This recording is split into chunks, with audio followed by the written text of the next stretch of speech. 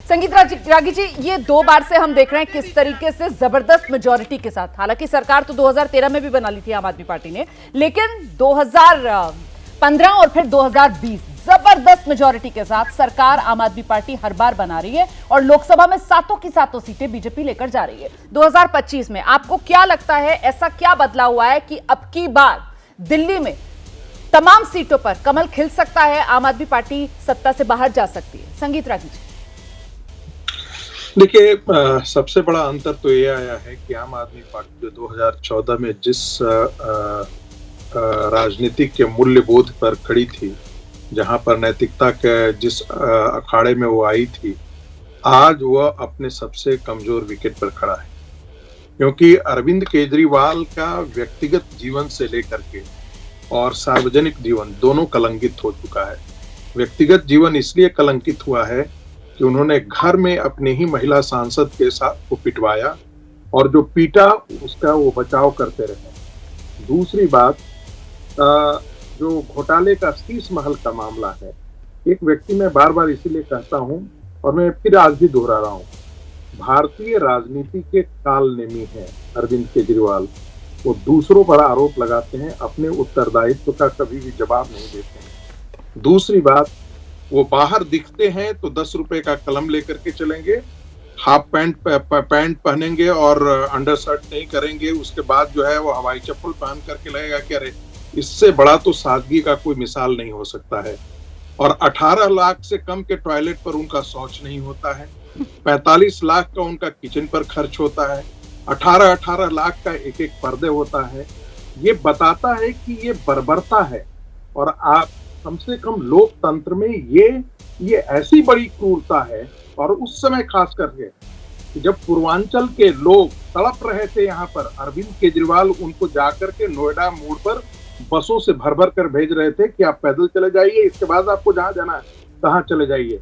और आज वही पूर्वांचली का वोट लेने के लिए कहते हैं कि अरे ये पूर्वांचल, अरे ये क्यों नहीं कहते हो कि यार रोहिंग्या और बांग्लादेशी मुसलमानों का वोट लेने के लिए तुम ये सारे मुद्दे उठा रहे हो और पूर्वांचलों का आप सहारा ले रहे हैं। एक और बात मुझे जानना चाहा, आम आदमी पार्टी के साथ साथ कांग्रेस पार्टी जब ये कह रही है कि ये दोनों एक ही थाली के चट्टे बट्टे हैं, अरे भाई आपका एक अजय माकन जी कह रहे हैं कि अरविंद केजरीवाल गद्दार है। गद्दार इसलिए कह रहे हैं कि वो खालिस्तानियों के साथ समझौते हैं। अब तो आपके राहुल गांधी और सोनिया गांधी पर जॉर्ज सोरोस के साथ संबंध का ये वही जॉर्ज सोरोस जो बांग्लादेश के अंदर सत्ता परिवर्तन करवाता है। ऐसी स्थिति में सबसे बड़ा सवाल पूछा जाना चाहिए राहुल गांधी और गांधी परिवार से, ये जानते हुए कि अरविंद केजरीवाल गद्दार है, आप दोनों लोकसभा चुनाव में क्यों साथ थे? यही राहुल गांधी जो है अरविंद केजरीवाल के लिए वोट मांग रहे थे। सही बात। ऐसा क्या हो गया कि 4 महीना के अंदर आप बार बार आपकी आंखें खुल गई? आंखें नहीं खुली, आंखें तब भी खुली हुई थी। अरविंद केजरीवाल जिस तरह की भाषा का प्रयोग करते थे, एक दिवंगत प्रधानमंत्री के लिए करते थे। ये राजीव गांधी का जो भारत रत्न मिला है, हम मानते थे कि भारत रत्न उनको मिले ना मिले, किस बेसिस से मिला है ये और बात है, लेकिन जब कोई दिवंगत हो जाता है तो उसके बारे में कम से कम ऐसी अभद्र और अश्लील भाषा का प्रयोग उनको नहीं करना चाहिए था कि उनका भारत रत्न लौटा लो। ये तो कहते ही थे कि राहुल गांधी को और सोनिया गांधी को जेल में ठूसो। अब वही सोनिया गांधी जो है वो मजबूरी में जाकर के केजरीवाल के दरवाजे तक आ जाती हैं। वही जो है वो जब उनके भ्रष्टाचार का आरोप लगता है और जेल में जाते हैं, तब जो है शराब घोटाले का मामला किसने उठाया था? कांग्रेस पार्टी ने ही उठाया था। उसी शराब घोटाले के मामले को जब भारतीय जनता पार्टी एग्जीक्यूट करवा रही है या कानून एग्जीक्यूट करा रहा है, जेल तो कोई सरकार नहीं डालती है, सरकार तो आरोप लगा करके पुलिस उसको ले जा करके कोर्ट तक ले जाती है।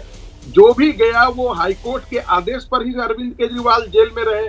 लेकिन अरविंद केजरीवाल की नैतिकता का पतन इतना हो चुका था क्योंकि वो शीश महल के अयाशी के अड्डे से वो बाहर नहीं आना चाहते थे, इसलिए वो चाहते थे कि वो जेल से ही सरकार चला जाए। नैतिकता जैसी चीजें अरविंद केजरीवाल के कोई मायने नहीं रखती है। ठीक है, प्रियंका जी आप जवाब तैयार रखिएगा, लेकिन पहले अनुराग ढांडे जी आप आ जाइए। आम आदमी पार्टी की जो यूएसपी थी उसकी हवा निकल गई या ये कहा जाना चाहिए कि उसकी पोल खुल गई?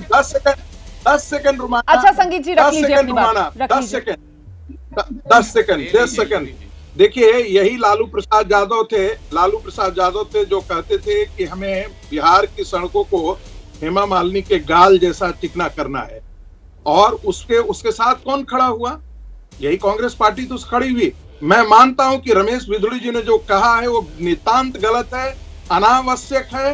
बिल्कुल ही इस प्रकार की असंवेदनशील भाषा का प्रयोग नहीं होना चाहिए राजनीति में, और महिलाओं को कम से कम ध्यान के प्रति उनको ज्यादा संवेदनशील होना चाहिए। सही बात। लेकिन राहुल लेकिन राजनीति में दोहरे मापदंड भी नहीं होने चाहिए। सही बात सर, बिल्कुल सही बात आप कह रहे हैं। प्रियंका जी से इस पर विस्तार से आगे जवाब देंगे, लेकिन पहले जल्दी से आइए अनुराग जी, आम आदमी पार्टी की यूएसपी हवा निकल गई इस बार, इसी वजह से अब की बार दिल्ली में बदलेगी सरकार। जवाब दे दीजिए जल्दी से।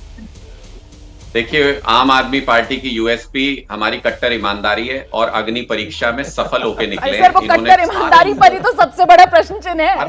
पूरी की पूरी यहाँ पर रामायण हो गई और आप पूछ रहे सीता कौन था, वो वाली आपकी बात है। मतलब अभी संगीत रागी जी ने विस्तार से पूरा बता दिया। आइए कोई गालियां दे रहा था, बीजेपी की आइडियोलॉजी को पुश कर रहे थे, अरविंद केजरीवाल जी को भर भर के गालियां दे रहे थे, गद्दार कह रहे थे, तब आपने 2 मिनट अनइंटरप्टेड बोलने दिया। 30 सेकंड तो बोलने दीजिए। नहीं, आप 2 मिनट बोलिए सर, 2 मिनट बोलिए, आप बोलिए।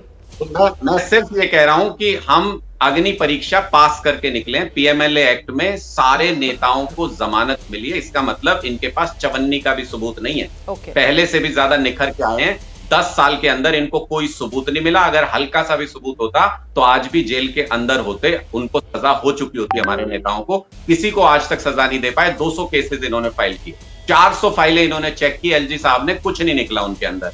मैं तो सिर्फ ये कहना चाहता हूं, अगर मुफ्त बिजली 24 घंटे देने वाला गद्दार है, अगर 22,000 स्कूल के कमरे बनवाने वाला गद्दार है, अगर मुफ्त महिलाओं को बस में सफर देने वाला गद्दार है, 9,000 हॉस्पिटल के बेड बनवाने वाला गद्दार है, 10,000 किलोमीटर की कॉलोनियों में सड़क बनवाने वाला गद्दार है, तो फिर देशभक्त कौन है?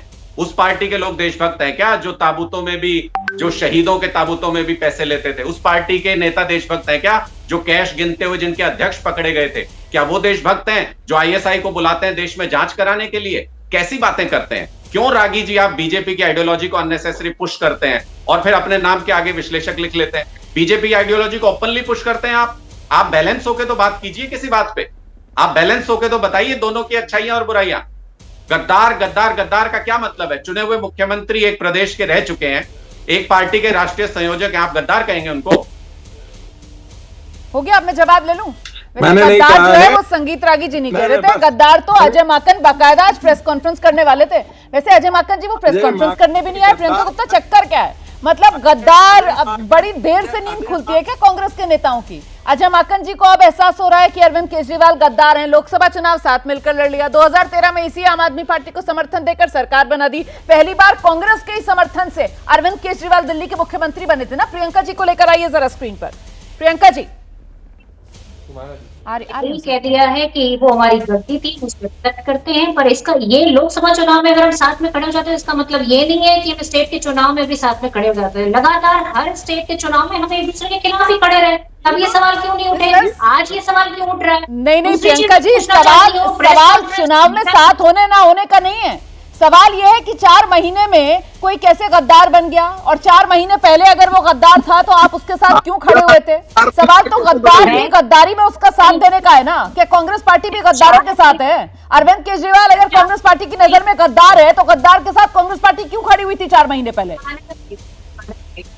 अगर 4 महीने पहले उनके साथ इलेक्शन लड़े हैं तो आज हम इनके विरोध में नहीं खड़े होंगे, इनकी कमियां नहीं गिनाएंगे, इनके साथ में, इनकी कमियों के साथ में, इनके भ्रष्टाचार के साथ में खड़े हो जाएंगे? ऐसा कहीं नहीं था। और अगर हमने प्रेस कॉन्फ्रेंस आज नहीं करी है तो हो सकता है फ्यूचर में जो प्रेस कॉन्फ्रेंस करेंगे तो हमारा जी आपको सबसे पहले बताएंगे। और ऐसा नहीं है कि वो कैंसिल की गई है, वो आगे होगी।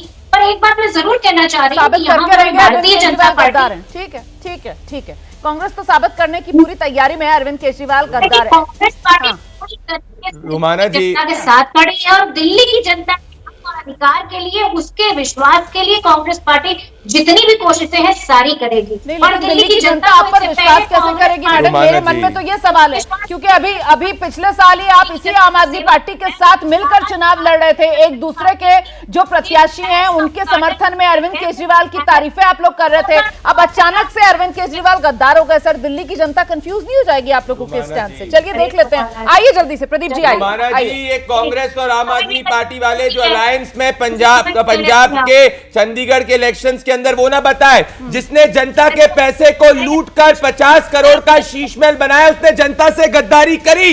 जिसने जनता के पैसे से अपना प्राइवेट 1 करोड़ का कर्टन बनाया उसने जनता से गद्दारी करी। जिसने जनता के पैसे को लूटकर 6 करोड़ का मार्बल कर्टन लगाया उसने जनता से गद्दारी करी। जिसने जनता के पैसे को लूटकर 70 लाख के डोर लगाए उसने जनता से गद्दारी करी। जिसने जनता के पैसे को लूटकर 30 लाख का किचन सेट बनाया उसने जनता से गद्दारी करी। और उसका नाम अरविंद केजरीवाल जी है, जिसने किसानों को मरने के लिए पंजाब में छोड़ दिया धालेवाल जी को, जिसमें सुप्रीम कोर्ट ने संज्ञान लिया उसने जनता से गद्दारी करी। जिसने दिल्ली में टैंकर माफिया करा उसने जनता से गद्दारी करी।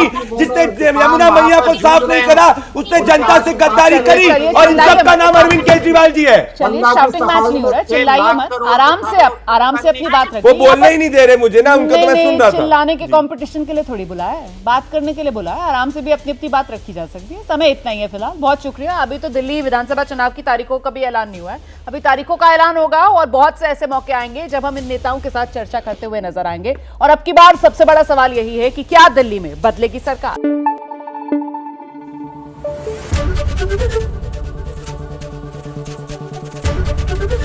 एबीपी न्यूज आपको रखे आगे।